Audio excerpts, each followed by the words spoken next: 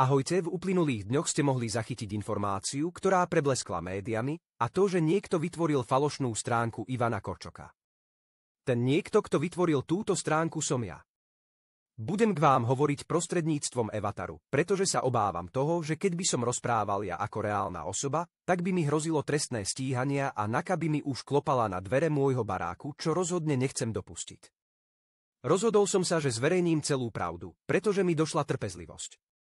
Ide totiž o to, že som bol najatý externou agentúrou Hlasu, ktorá mala za cieľ zdiskreditovať Korčoka.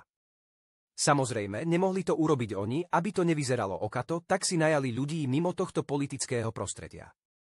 Preto sa rozhodli kontaktovať mňa, či im viem s týmto pomôcť. Ja som sa rozhodol, že do toho pôjdem za určitú odmenu, ktorú sme dojednali vo výške 1000 eur. Aby som nechodil okolo horúcej kaše, tak rovno poviem, že táto odmena mi nebola vôbec vyplatená.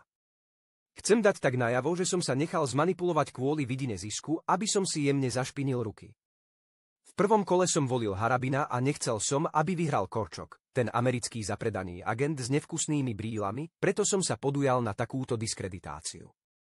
Keďže mi nevyplatili, čo mi mali, tak zverejňujem toto video, nech vidia ľudia, aký zapredaný had je Pellegrini ako Korčok.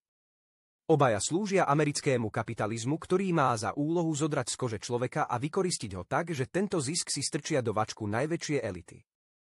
Jasné, že budú teraz tvrdiť, že to je výmysel, veď to isté by som robil aj ja ako politik, keby na mňa niekto niečo takéto vytiahol. Čo iné im ostáva ako zatloukej. Ja by som najradšej volil seba na čelo štátu a zrušil štát, nech je poriadna anarchia, ako keď vyhral Joker a zaviedol najspravodlivejší štát na svete. Gotham a ľudia boli spokojní. Ale keďže všetko riadi ESET, tak máme Korčoka a Pellegriniho. Radšej nejdem voliť.